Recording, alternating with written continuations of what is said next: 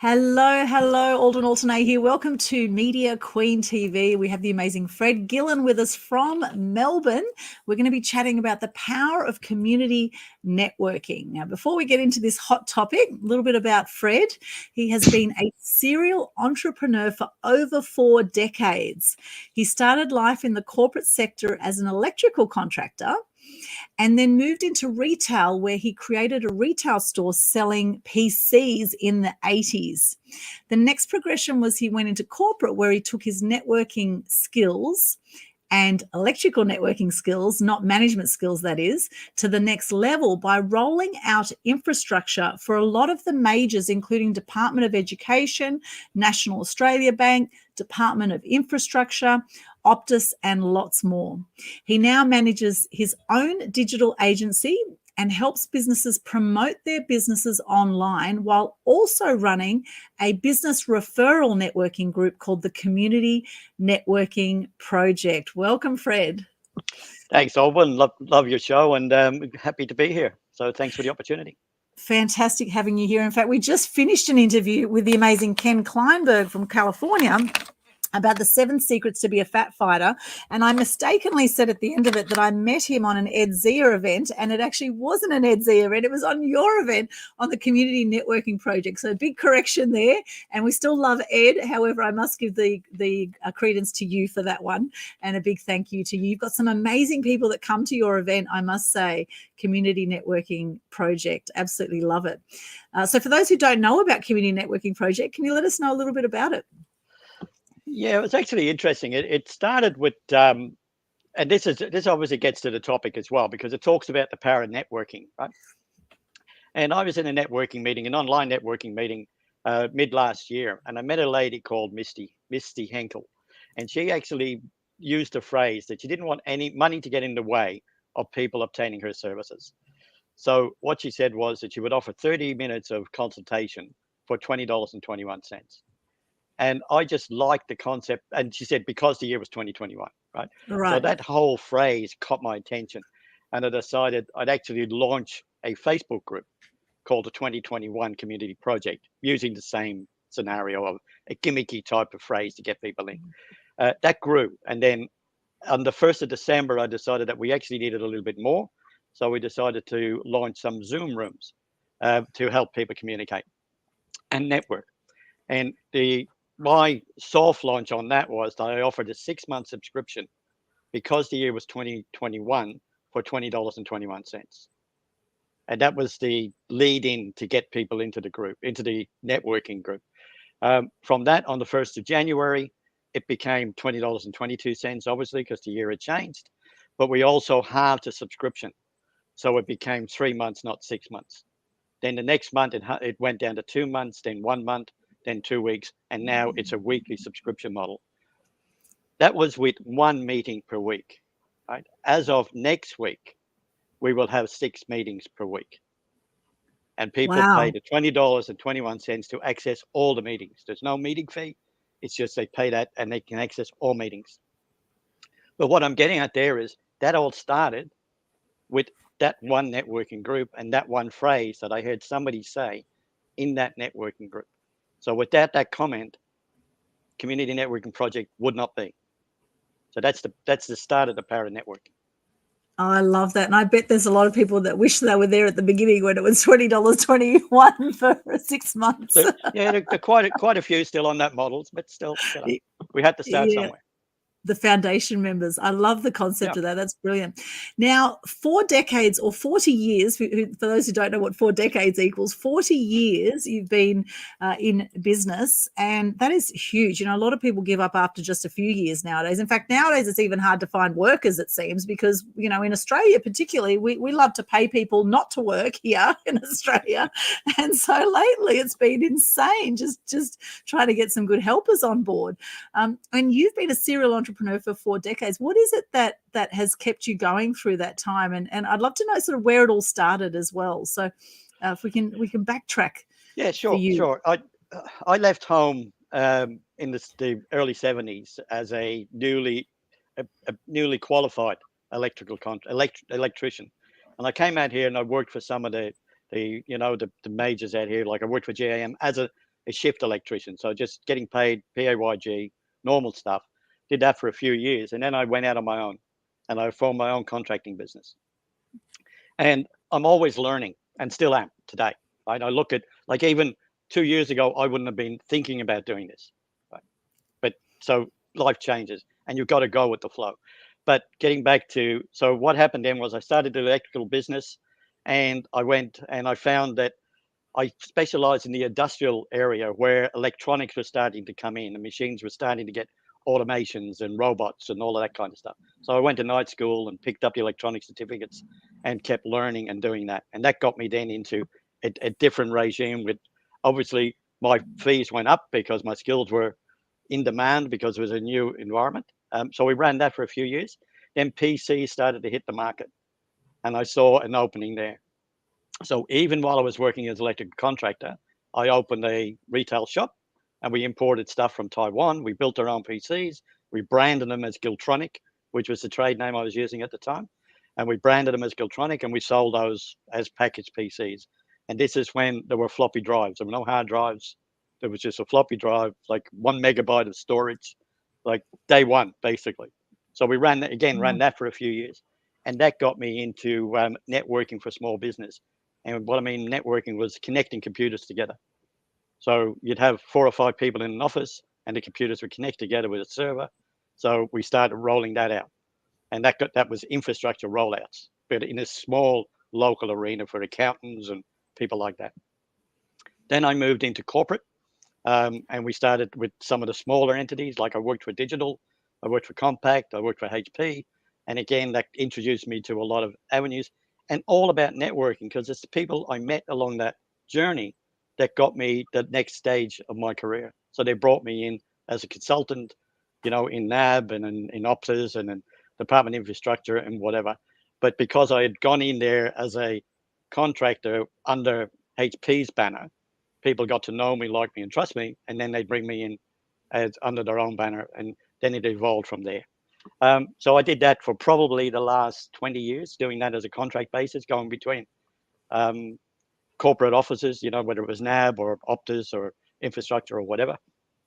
And then 4 years ago, I decided it's going into the city every day, getting up at 6:30, grabbing a train, getting home at 7:30, 8 o'clock at night, a little bit much. So I figured, well, what do I know? And I knew a lot about marketing from the streets of Hard Knocks.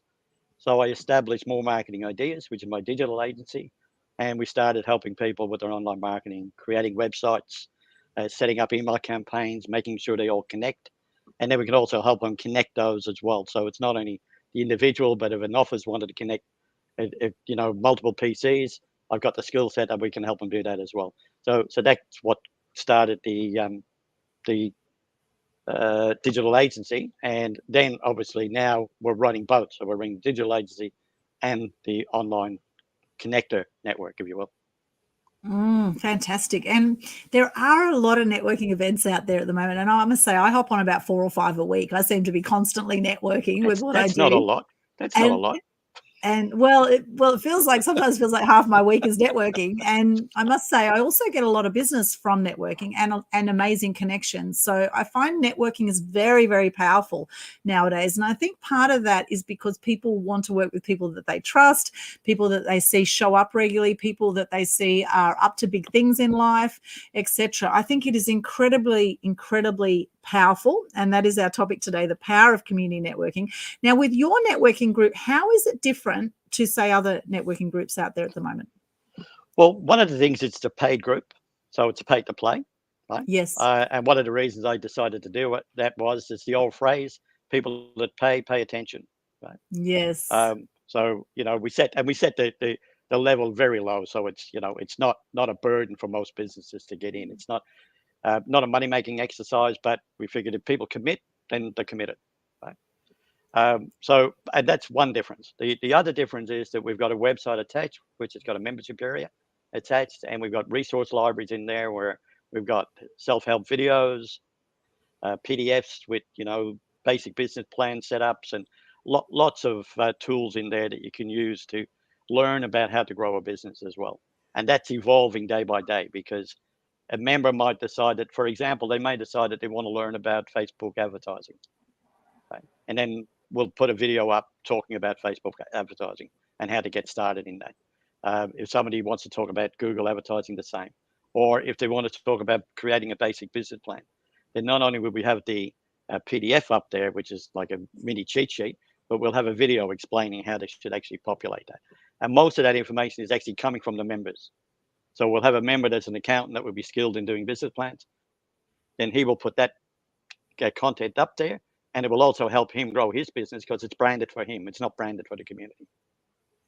So that there are probably a couple of things that differentiate us from the normal online networking groups.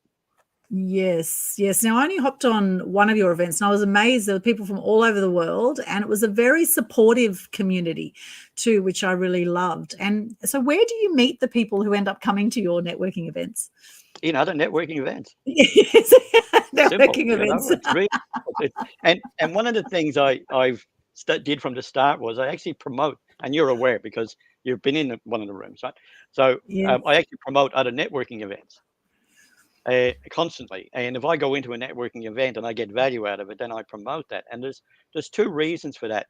One is that I would encourage my members to go in there because then other people in that group will relate to them, and then hopefully they can bring them back into our networking group. So it's not as though like we're going on a fishing expedition. Absolutely, I'm not backward in saying that. We go there to get members, but I also contribute and add value in those groups as well. So people get to know, like, and trust me. You want to find out who I am, what I do, and then they'll follow me. And I encourage other people to do that in other networking groups. Yeah, wonderful. And we've got one of your fans here who've just joined us. Hello, Sohan. Sohan says, Fred is a great man. Good on you for helping people connect with each other, mate. And so is Sohan. He's a great individual too. Does a lot in the video world as well. Yeah. Awesome. Well, thanks for joining us, Sohan. And for other people joining us, please let us know where you're joining us from. And if you have any questions for Fred around networking, then please pop them into the chat, and we'd love to share them on this live interview that we'll be doing for about the next 50 minutes or so. Fred, now you do have a bit of an accent. I'm sure there's people wondering, where does this accent come from? What's your background? I was born in Dublin, in Ireland. So Ireland, yeah. That's where the accent comes from. And if there was somebody on this call now speaking from Dublin, then it would really come out because we'd be talking together. So, but yeah, the hidden accent is the Irish accent from Dublin.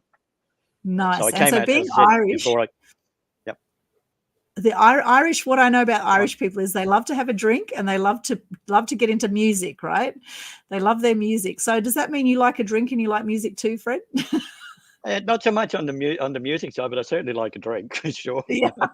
I'd always have, It's but I've just got a cup of tea sitting here because it's a bit early, but it's going to be 4 o'clock sometime soon. So yeah. There's no whiskey in the tea at this stage. No, but it is on the shelf, and it doesn't say on the shelf. It's on the shelf. And Con's with us. Hello, Con. He says Fred is a legend. We've got a few fans out there, Fred. That's awesome. Fred is a legend. And you do have a very good reputation, I must say, around town. And you're always looking at what I notice about you. You're always putting out how you can help people. And in fact, it was on a networking event I met you with Nick Cree with the Business Owners Smashing It Online event. And I remember in the chat, you said, if anyone wants to be interviewed on your podcast, here's the details and book in for a chat. And that's what I did. And then you interviewed me and now I'm interviewing you. And so we've got this beautiful collaboration that has come from that. However, what I did notice, you offered first before you looked to take. And would you say that is a really important element of networking, is look at what you can give first? 100%. Absolutely. It's not about taking. People say you shouldn't go to networking to look for business. Well, that's BS in my book, because that's the reason we go to networking groups. But you can't expect to go into a room and get business day one. Right. And it's the same with even on social media. If you're pushing your message out on social media, you can't expect to get business day one. You've got to communicate with the people, give something, actually give lots, not just give something, but give lots. And then people will get to understand who you are, what you're about, what you're able to achieve. And then you could start saying, okay, is there a way I can help you? And that's where it starts from. And I do a lot of pro bono work, because a lot of people in the networking groups, and you will have come across it, they're probably startups and they really don't have funds to pay for stuff. So I'll give them the education of how they can do it themselves, right? And we don't charge for that. But then if they decide, no, this is all too hard, well, that's where I get monetized and I start making, the benefit of networking. But it's very important that you deliver first before you start looking for something. Absolutely. And it's part of the law of reciprocity. There's a great quote I heard a while ago about, give more than you receive and you will always receive more than you give. It's just how it works. Not necessarily from the same people you give to, but always having that heart of service, I think, is so important. And, not just be there to just, get the client and, run off. There's too many people, I think, are too money focused and too business focused, but, your business may not be for everybody. In fact, it's not going to be for everybody. And, the best way to actually do sales is to actually consider, is this going to be of service to this person? And if it's not, then don't do business with them, right? And then maybe you can refer them somewhere else. And so I think that's a really important thing. I think you need patience with networking. One thing I've noticed, a lot of people, they don't have patience. They go to one or two meetings and go, oh, it didn't work for me. And, I'm not saying your networking event, but, other people, this is other networking groups, they come to one or two meetings and think, oh, no, that didn't work for me. And they get impatient. So what would you say to those people, Fred? Well, I like before COVID, for example, I was a habitual networker, but in the physical sense, right? I would, and it usually because there was a drink going, right? So I would turn up because somebody was offering, after work, and I was actually working in the city, so it made it nice and easy. So while I was in corporate, even though I had a little business running on the side, I was still doing networking events and again building that community and getting to know. And if you turn up once, you're not going to get any results. Doesn't matter whether it's in the physical space, like you've got networking events like BNI and Fresh, and they've got physical events and everything else, and they've got memberships as well, so they usually paid. You go there as a visitor, but if you go there twice as a visitor and expect to get business, well, it's not going to happen, right? So it's all about turning up, being there, getting recognized. And it's the same at my event. If you come once or twice, and I do offer, a free trial for visitors so they can come and check it out. But if you expect to get business on day 2 of your visit, it's not going to happen. Right? You've got to build that connection. You've got to do the one, like we did the one-to-one, right? We got on the phone and actually had a phone conversation. Well, actually it was Zoom, but you know what I'm saying? Like we actually made that connection. It wasn't just text. It wasn't just, here's my business card, here's what I sell, go and buy it.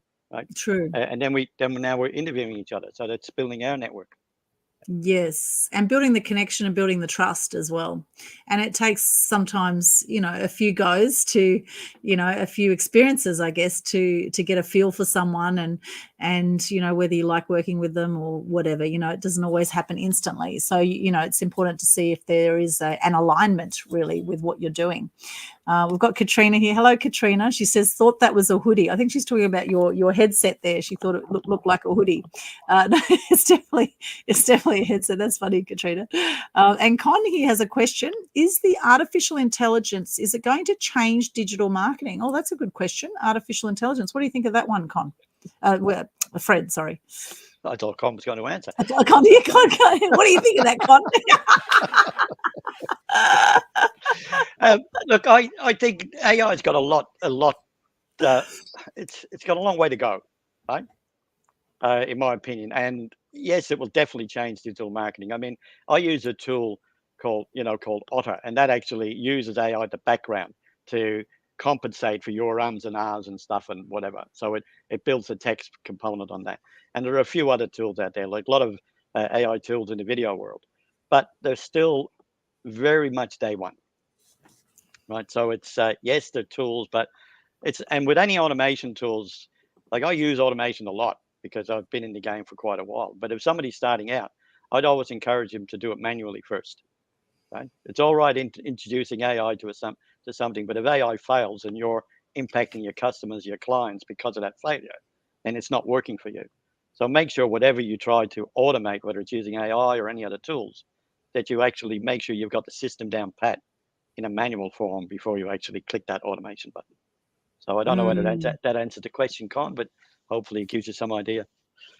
Yes. Well, I think it will definitely speed things up. if the artificial intelligence works like Otter, and Otter mostly works, sometimes it doesn't work so well. Mostly it's pretty good. It's pretty amazing. Yep. It seems to be getting better and better. Yeah, I think the artificial intelligence now, it's kind of like digital photography. I never thought, being a traditional photographer where we did darkroom photography back in the day, Fred, remember those days? I actually did that as a hobby. Yeah. Oh, there you go. Oh, there you go. I had a feeling, Fred, that you're a darkroom photography man.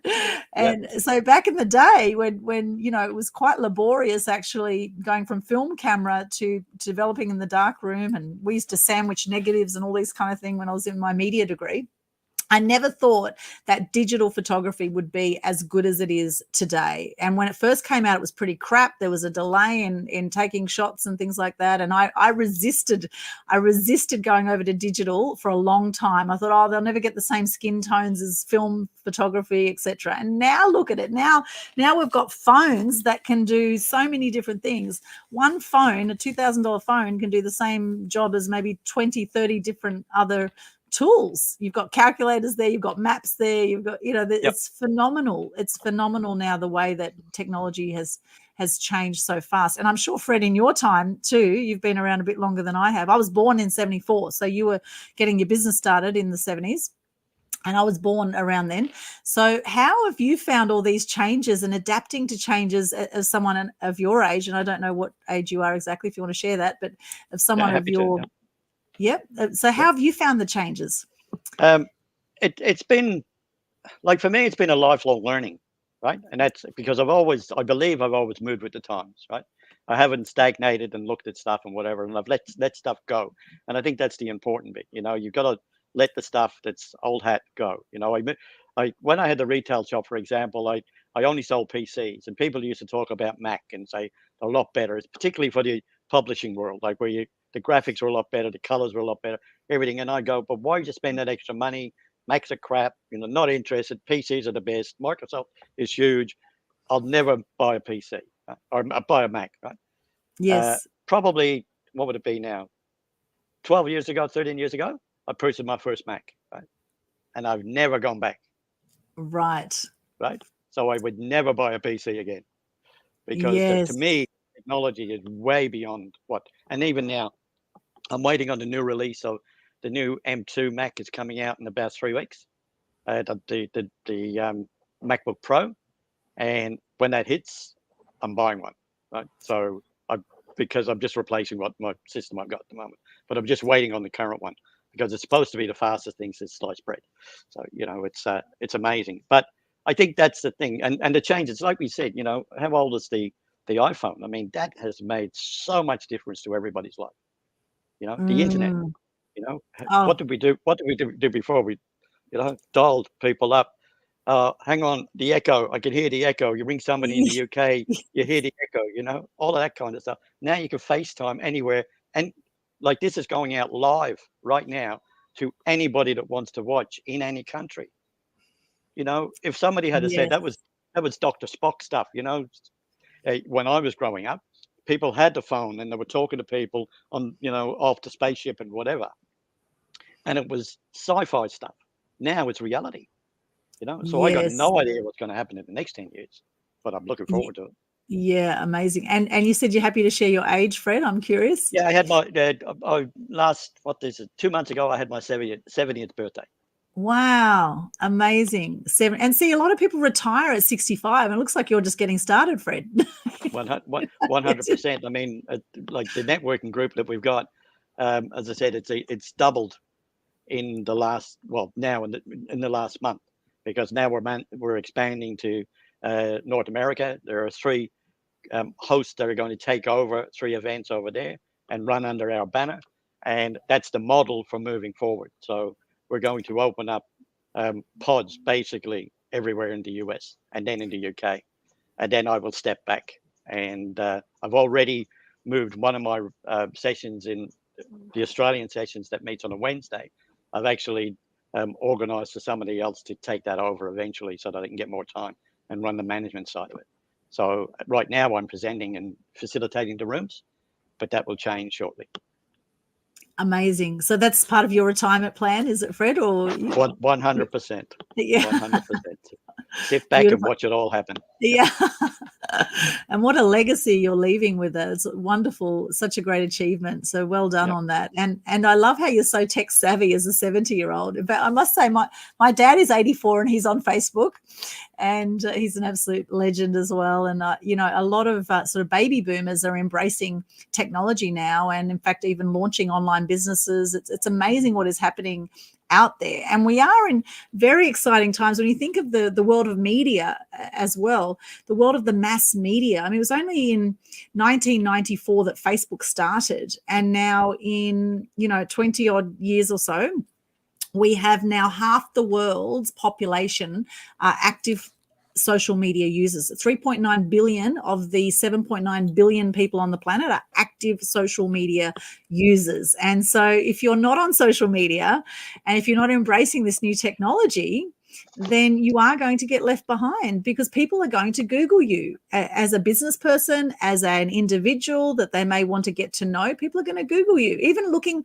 you're looking for a place to live, people are going to Google you. If they don't see a Facebook profile, they don't get to know any of your background, your chances of getting taken in for that rental or that position is going to be diminished. So what are your Yep. thoughts around that, Fred, around the social media world?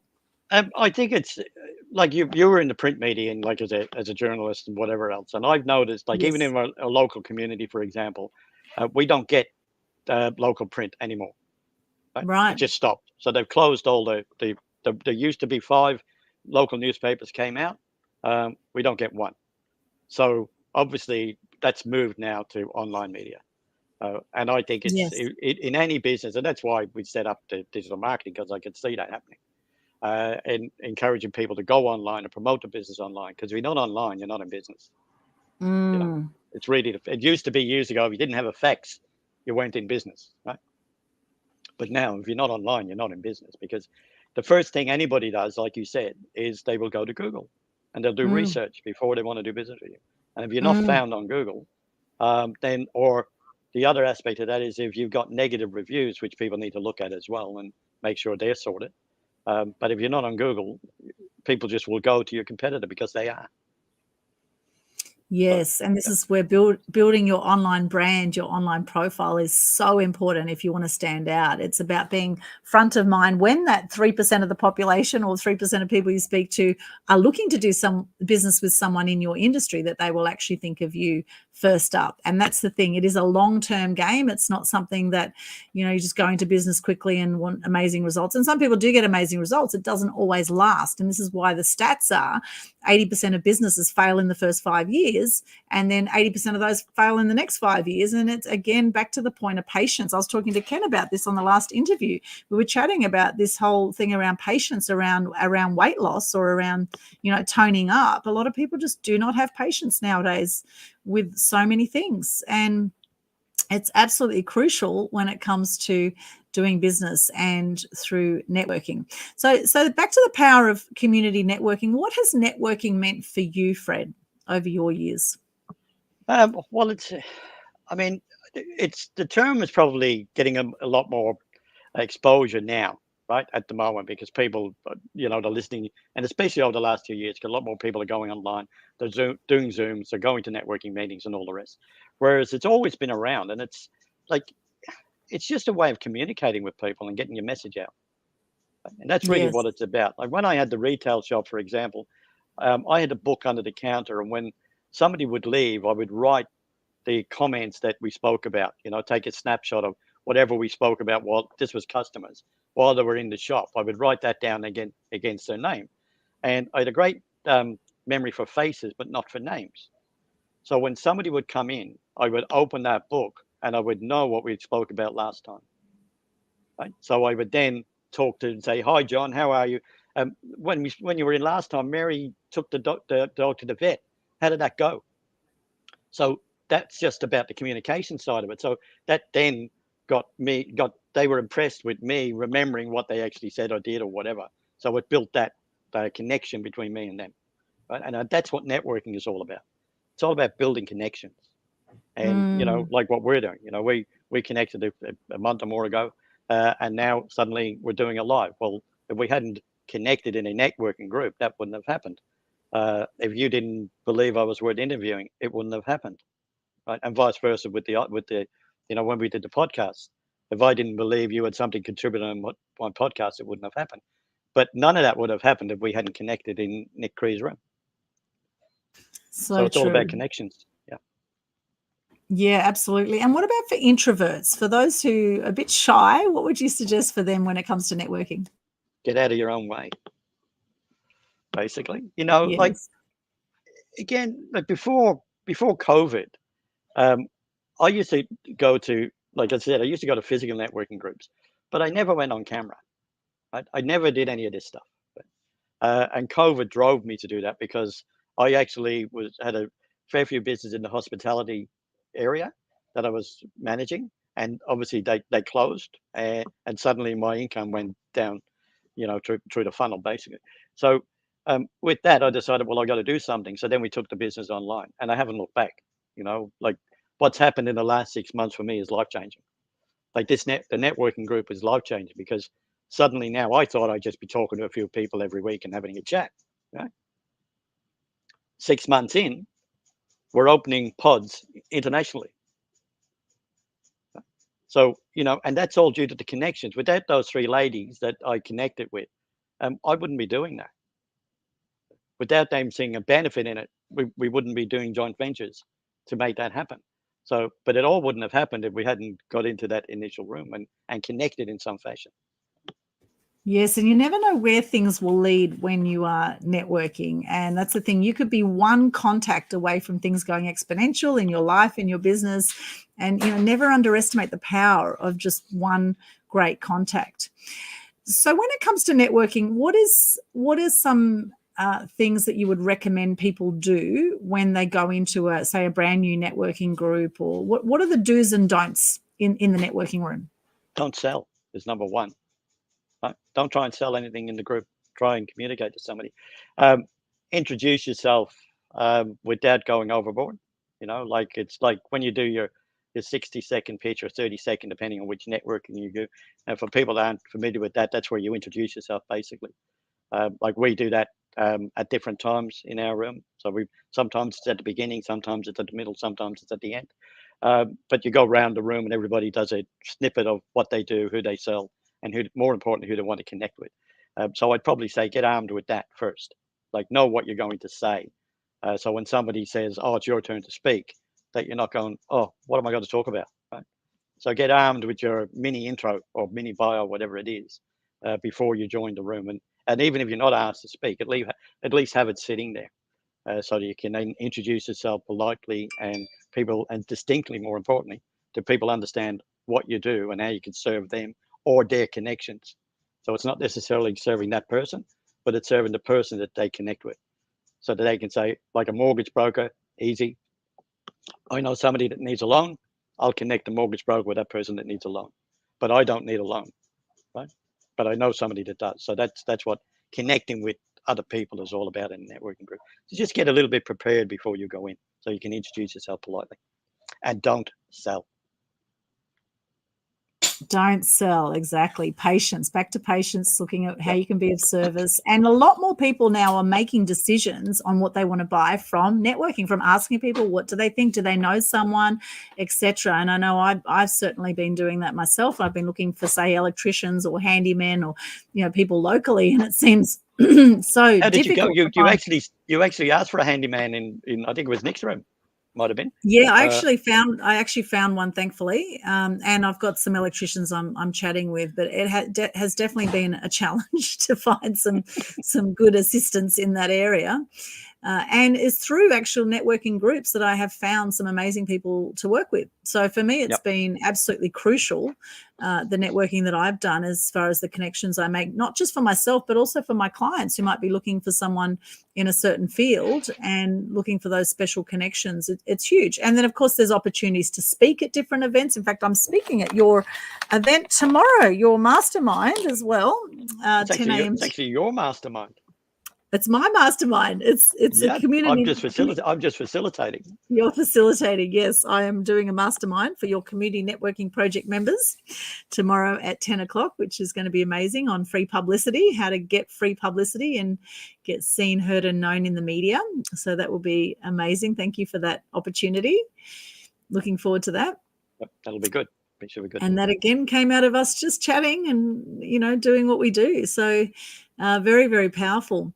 And the other aspect of that was that when you go to networking, there's no harm in asking somebody for something.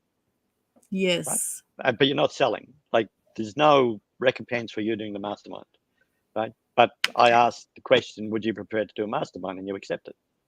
Yes. So it doesn't always have to be about money. It's about connecting. Now, the idea of that is that obviously, hopefully, because we never know who's going to turn up, right? But hopefully we'll have a fair few of my members turn up to the mastermind tomorrow. And if there's other people listening here today or listen to the replay, that they will turn up. And I'll actually share the link for that too shortly. But so people can attend that mastermind and they get to know you, not just me. But they'll also get to, because at the beginning of the mastermind, we'll also do the brief introduction for whoever the attendees are. So they'll also get to understand who they are as well. So there's a double action there that will help people connect with other people and learn your secrets at the same time. Yes. Thank you so much, Fred. It's going to be amazing. So we'll definitely share that link if you want to find out more about getting free publicity. We'll have an amazing masterclass tomorrow, and you'll be able to come and join us. So people can come as a guest and come and check it out and check out. 100%. Yeah. Fantastic. All right, brilliant. Well, we'll put that link in there. What are some other things that you haven't liked about some other networking groups that maybe you're doing things differently? I think there's a couple of groups I go into, and they take a lot of time talking about themselves, right, and trying to sell the networking group. Now, I do that, but I try to minimize it at the beginning just to show somebody the benefits of the group, because without showing the benefits, then the interest would disappear anyway. So I do that, but I try and minimize it. Like, I've been in a couple of groups and they talk for 20 minutes about why you need to join their group and the benefits of that. So that irritates me. It's like going to the old webinar, where you go to the webinar, and if I go to a webinar, and I still do it today, if I go there, I go 20 minutes late, because I know the first 20 minutes is just an intro about what they're going to talk about in the webinar, right? So you don't get to the meat till you get to 20 minutes. So I think if you run a group for 1 hour, 1 hour is valuable to the client and the attendee. It's an hour out of their day, and if they charge $100 an hour, right, it's $100 worth of value they need to get out of that somehow. Right? So if all I'm talking about is my networking group, they're not getting value. If they get connections, they get value. Right? So that's one of the things that irritates me about some networking groups, and usually I'll go there once or twice, and then I just don't go back, because I don't see the benefit for the people in there. And it's interesting, every networking group has its own feel about it, depending on the people, I guess, depending on who's running it. And so some networking groups you'll go to and you'll feel really aligned and want to go back, and some you won't. And then it depends also who's in the room, right? Because that changes often as well. And so what do you recommend to people, like how to choose the networking group for them, or groups? What should they look for, do you think? It's actually a big question. I mean, it's about what you're saying. Like, some of the networking groups, I haven't got any connections out of, or I haven't got any business out of, but I still go in because I enjoy listening to the people speak that are in there and talking about what they do and listening to their success stories. So sometimes it's entertainment, right? It's not necessarily going in for monetary gain or making connections. So there's two ways of looking at it. If you're just going in looking for business, then you need to set a timeline that, give it 2 or 3 months. If you're not getting anything out of it, then it's probably not for you, right? But a lot of it has to do with you.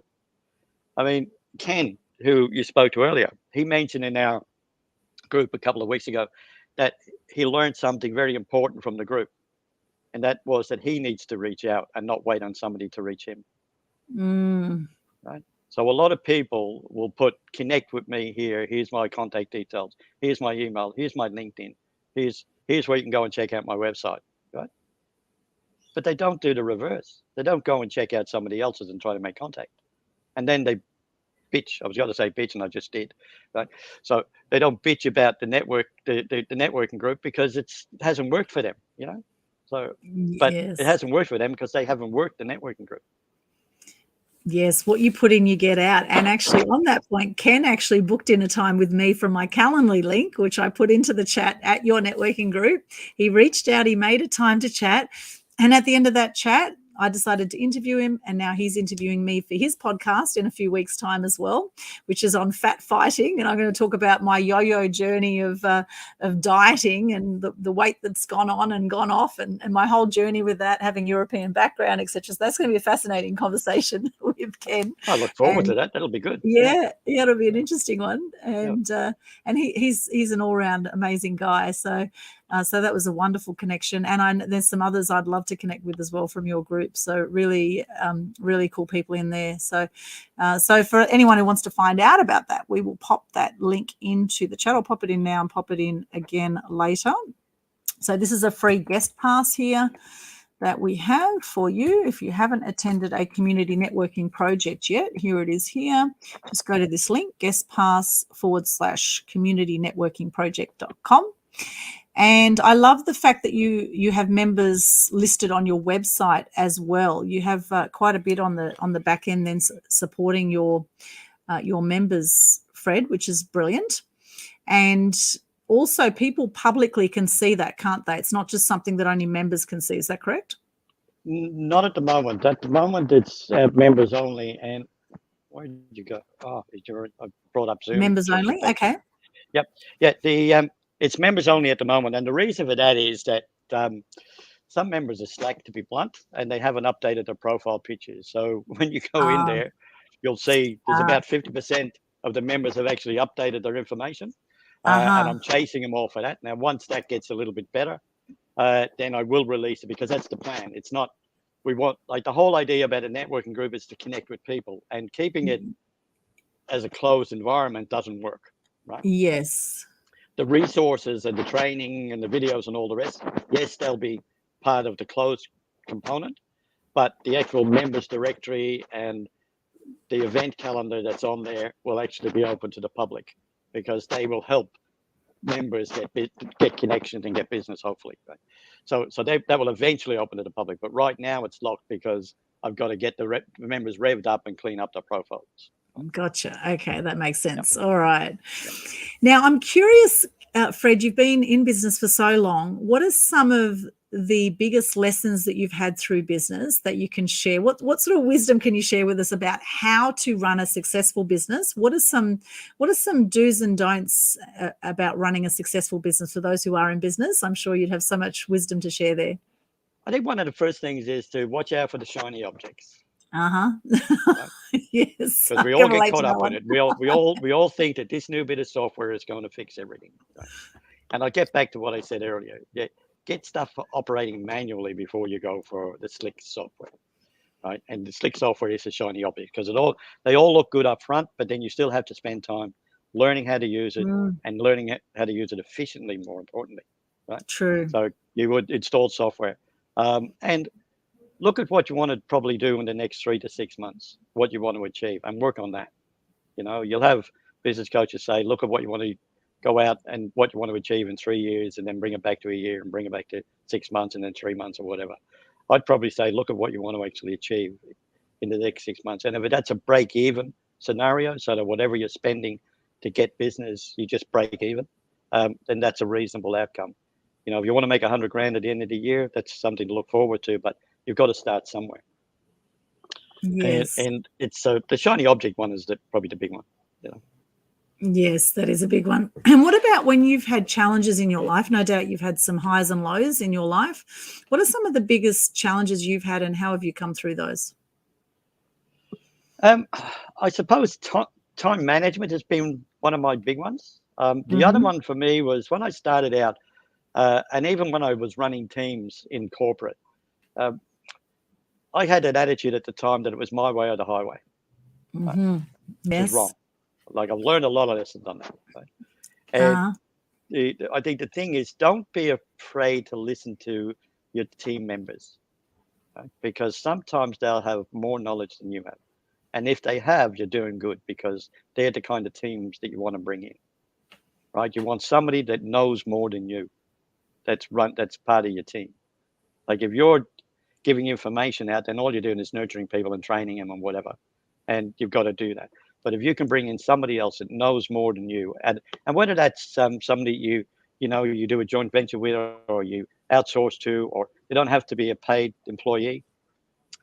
Like your accountant's not a paid employee, but they should be giving you good advice. Your bookkeeper is not necessarily a paid employee, but they should be running that because they know more about bookkeeping than you do.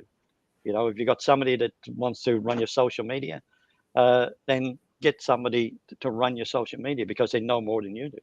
So I think that's probably the sooner you can get to bring a team member in that knows more than you do, the quicker your business is going to grow. And that comes to the point of letting go. So for those that are control freaks in business, control freaks who love bright, shiny objects.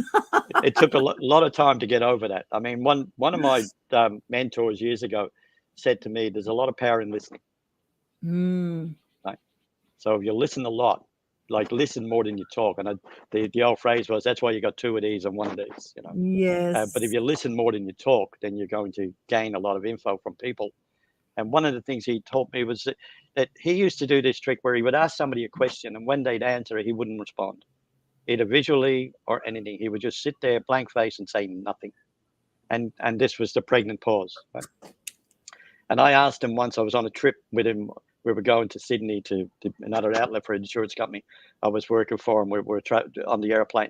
And I said to him, Gil Litko was the guy's name. And I said to him, Gil, you've got this thing that kind of irritates me a bit. I said, when you ask somebody a question, you just don't respond. You don't say anything at all. What's that all about? And he said it took him a lot of years to get that skill. And what it's about is when you don't respond, the other person will. And they give you a lot more information than they expected to give you. So it gets you armed with whatever you need to be armed with. So like as the team members he was managing, they would, say stuff that they didn't ever want to tell him, but suddenly he got a better picture of what was really happening within his team. So I tend to listen a lot lately. I like that. And that could work very well with relationships as well, couldn't it? And with friendships. Well, I mean, you do podcasts and so do I. And I don't have that. Like he used to take it to the limit. Like he would actually go a minute and not respond. Right. Right. But if you're on a podcast, the worst thing you do is interrupt somebody. So if you have that pregnant pause, then the interviewee will come back with something extra. Yes. And with podcasts too, and with radio, they say, there's something called dead air. And, if you have that pause for too long, they'll think you've gone off air and they'll change channels. And so it's quite an art form when you're speaking for media as opposed to speaking one-on-one with someone, or if you're even public speaking in a physical environment, the power of the pause when you're public speaking to a live audience is a totally different ballgame to doing a live podcast or online TV show where a lot of people might be actually listening to this as opposed to watching this on their phones out there. And so keeping that flow of the conversation is important. But I love that, listen and take the time to really get to know someone, because that's how you get to know, if you listen, right? Rather than just, interrupting with the next thing. A lot of people don't communicate. There's a great saying I saw. A lot of people don't communicate. They take turns talking, right? They're not really getting what the other person is saying, where the other person's coming from. And I think that is crucial for building relationships. And the reason for that is that they go into that conversation with the wrong intent. They go in to sell something because all they want to do is talk about themselves. Now, whether that's selling them or selling what the services are, it's the same. But they go into the conversation with that intent. Whereas if I go into a meeting with anyone, it's all about what I can do to help you. It's not about what can I get out of you. Yes. So and that's eventuated with this, with our podcast and this interview. So it's not what I can. It's how can I help you? How can I pick? And like what you were saying before, then that it's karma. If you deliver that, then the other person's going to think you're great for starters, and then they're going to talk about you. And they got to, the information gets out to more people. So it's not only to one person. Suddenly it's going out to half a dozen people because you've served that one person. Yes, so true. And I must say there's been times I've given and it hasn't come back from that person. And it's not always that's the way it always goes. It doesn't always go that way. Sometimes we give and sometimes it doesn't come back. How do you know that? Like, it hasn't come back directly from that It person. hasn't come back directly. No, But how no. do you know they haven't spoken to somebody else and that person hasn't told you that they heard from that person? Well, that's true. Well, that's true. It may come back in ways that we don't see. That's true. Absolutely. That's true. Yeah. That could happen. Yeah, I won't discount that. Um, And I think yeah, that's important yeah. because that's what a lot of people think. They think, oh, they never got back to me with anything. But it could be that they referred somebody and didn't take the accolade for it. Could They be. just said, go and talk to, Aldwyn, and she's great at PR. She'll help you or whatever else. Like I always say, mention my name, like if you do that, right? But a lot Yes. of people don't. A lot of people just connect people and they don't say that. So the person connected with Yeah. you, but they didn't mention who actually referred them. That's true. That's true. It's putting out good vibes Yeah. consistently, and Yeah. you never know where it's going to come back from.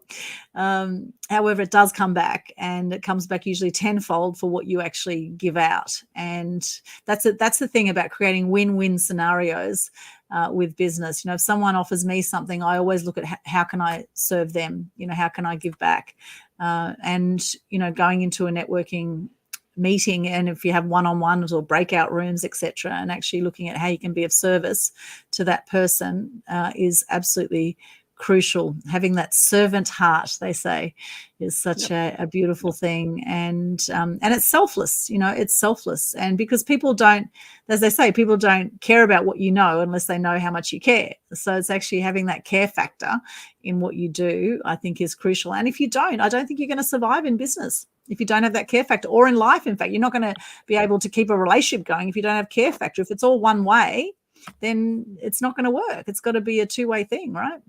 Yeah, you're right, and that's really what networking is about. It's about connecting with people and thinking about what their needs are, and then hopefully delivering those, whether it's by offering a connection or whether it's actually delivering yourself or whatever it might be. And when I'm talking about networking, I'm just talking about online networking, or physical if you want to go to networking meetings. But it is definitely the human connection that makes it all work. Right? It's not Yes. about, yes, they might want your service or product, but it's the human connection that makes it all work. Yeah, and accepting people as they are and as they're not, being committed to the outcome you want without being attached to how that's going to look in life, in business, etc.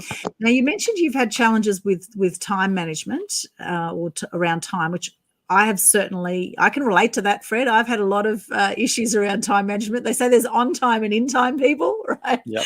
And I have definitely had a thing with that as well. So what are some ways that you now manage your time? Well, there's a couple of things. Like obviously, a calendar is pretty important. Right?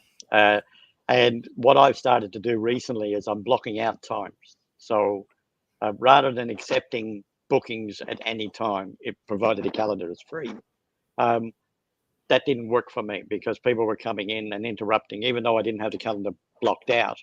They were interrupting something I was doing, even though they booked the time. So that became a bit of an irritant. So what I have done now deliberately is that I block out Monday, so nobody can contact me on a Monday unless it's a client and we pre-arranged it. But if somebody wants to do an ad hoc booking with me, they won't get in on a Monday. They won't get in on a Friday afternoon because that's when I do my podcasts.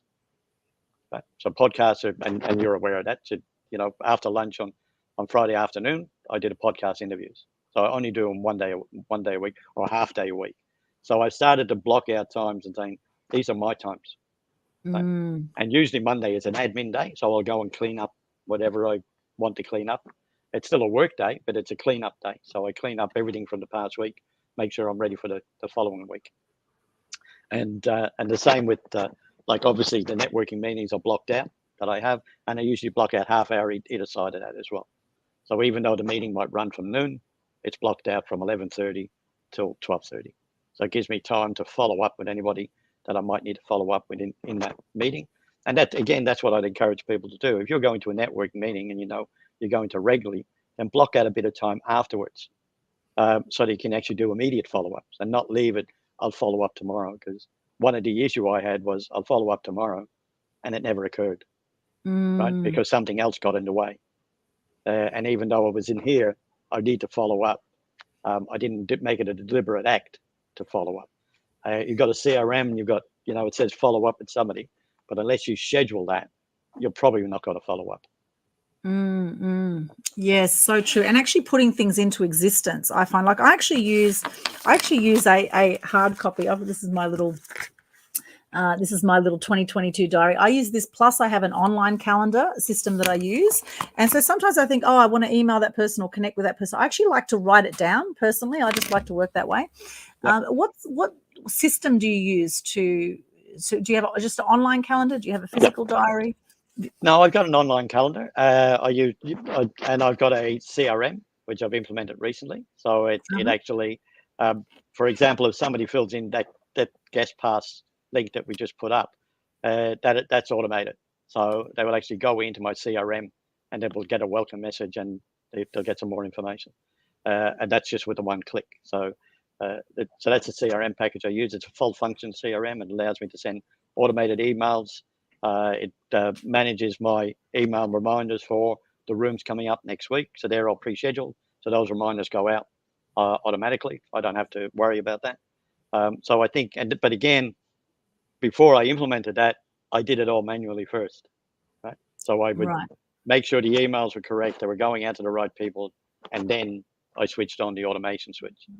Right? So it's, and it's a pretty sophisticated CRM that I'm using, but it'll do everything. It'll allow me to set up courses and as well if I want to do that, so I can have my courses within the CRM.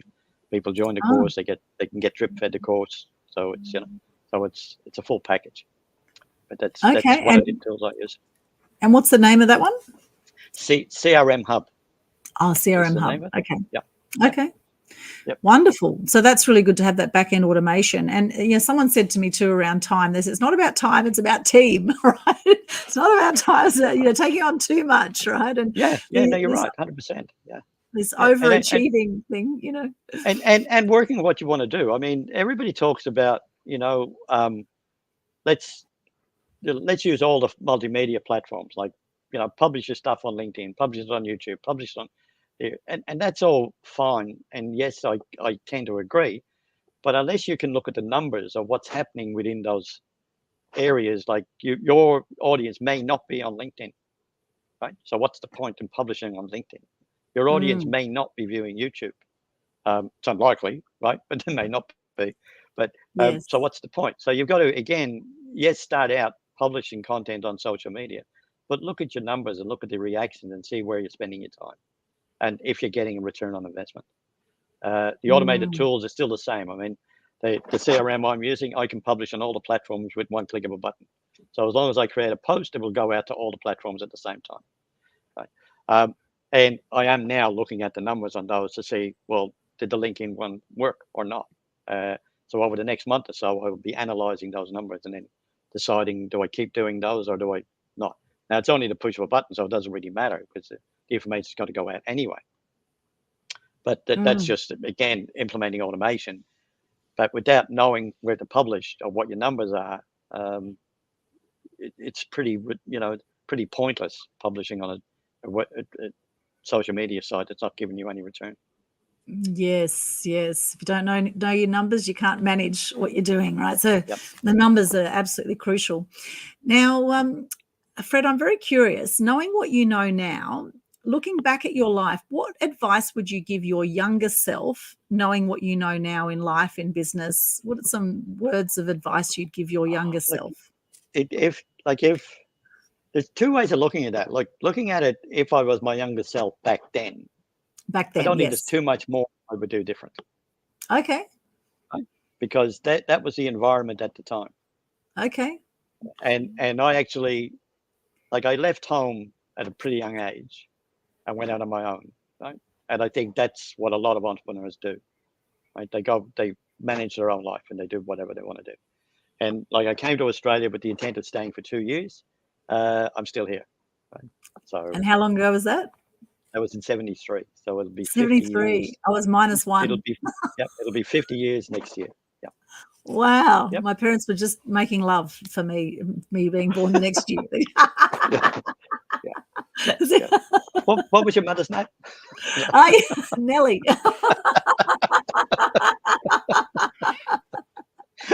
This was in Sydney. I travelled a bit. Oh, yeah. Yes, I heard Yeah, about no, those Aldwyn. but and that's, I mean, that's the thing, when people say, what would you do differently? Not a lot, because if I did anything differently, I wouldn't be where I am today. Mm, Right? mm, That's what life brings you. Um, yes, there's a few things that looking along the way that just for individual environments, when I was in corporate and stuff, like I was very opinionated in the beginning. mm-hmm. And I'll give you an example. The first year I was here, because you could, I had 13 jobs in 12 months Wow. because I basically cracked it with the employer and said, don't want to work here, and I left. And you'd walk out of Oh, one job, and next day you could walk into another one as an mm, electrician, right? So I mm. did that. And the longest stint I had was with General Motors Holden. I worked at their plant down in South Melbourne for 4 months, and then I went out on my own. Wow. So, but uh, but I was very opinionated. So life has changed, and I've mellowed a lot. There was a lot Right. of things I wouldn't listen to people giving me advice because I thought I Mm, knew everything. Right?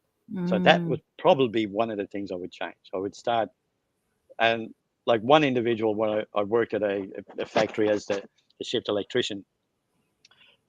When I went there first, this individual, which was older than me, mature man, was trying to give me advice, and I just wouldn't listen to him because I was this smart ass electrician. Right? But in the end, he became one of my best friends. He gave my wife away at our wedding, and mm, I learned a lot from him. So that was one of the things, just listen to other people and don't be a smart ass. I suppose that'd be one thing I would mm, learn. yeah, I love that. Thank you, Yeah, Fred. And so how long you been married now? 43 years. Amazing. And children, grandchildren? Yeah, we got two sons and two grandchildren, 6 and Beautiful. 8. Yeah. Beautiful. Yeah. Fantastic. What a beautiful legacy you're leaving there. And what about future plans now for you, Fred? I think the future plans are going to be building out the network, right? And that's taken a life of its own. Like that was never the plan in the beginning. Like, and that's 6 months ago. Right? That was never the plan in the beginning, but it's taken a life of its own. And I now see what can physically happen with that. Like, we've grown 50% in 6 months. No, less than 6 months, because we had one meeting a week, and then it became two, and then it became three. Now as of next week, it's going to be 6, right? So we've doubled basically this week. If that can happen over the next 12 months with the pods and the members, then suddenly it's a viable business in its own right, because it's a paid community. So it's a Yes. viable business in its own right at that level. And then suddenly the snowball starts to happen. So instead of 3 pods in the US, we'll probably end up with 6, and we'll end up with some in the UK. Right? And we might end up with more in Australia. Right? So that's what I see happening over the next 6 to 12 months. That Beautiful. this will grow, and that we will be known as the connectors. Right? I Because that's love what it. networking is all about. Yeah, and it can be a really lonely road sometimes in business. Even when you have a team, sometimes it can feel like a really lonely road. So it's really nice to be able to connect with other business owners that you're not alone in certain journeys and challenges along the way. So I do love that about networking, I must say, because, where a lot of people do go off the rails, where a lot of people are depressed and even suicidal out there, they feel very alone. And there's no need to feel alone. There's always support out there, and there's always some amazing networking groups.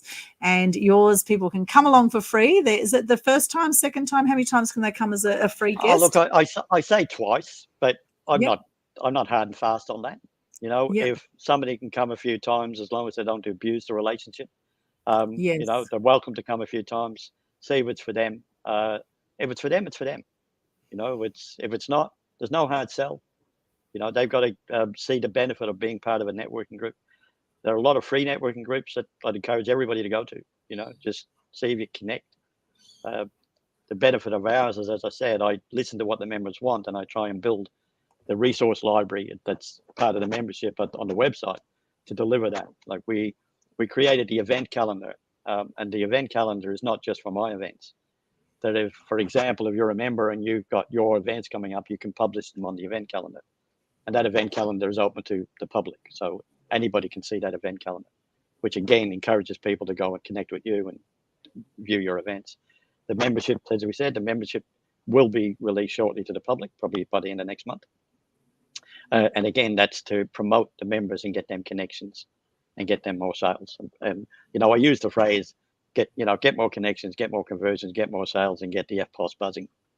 Yeah. So that's really what it's about. I used to say case register ringing, but that no longer applies.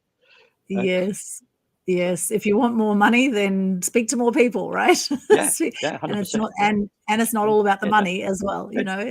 Don't be isolated. I mentioned before, like I go to some networking groups, and it's not to get.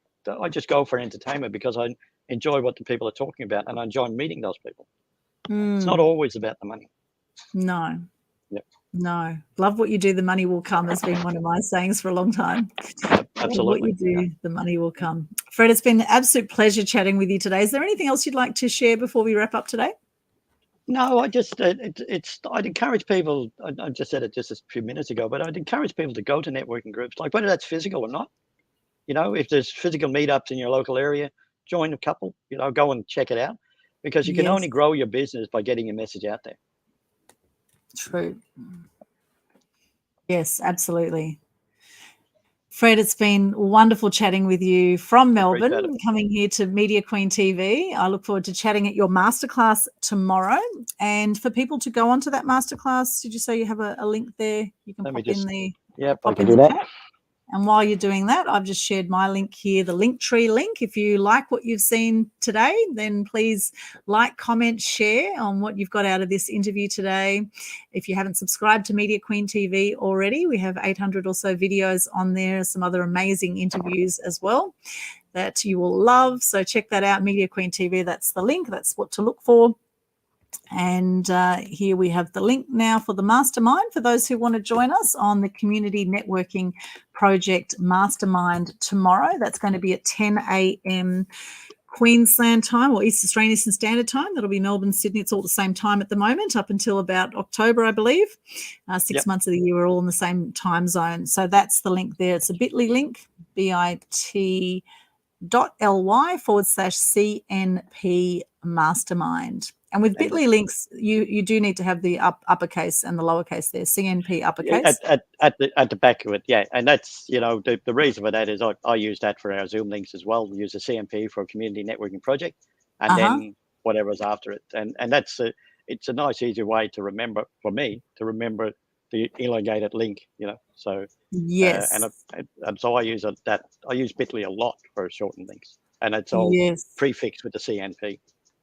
Wonderful, wonderful. There it is there. So come along if you want to learn more about how to get free publicity. I'll be presenting a special masterclass there for the Community Networking Project members and guests. If you want to come along, just hop on that link.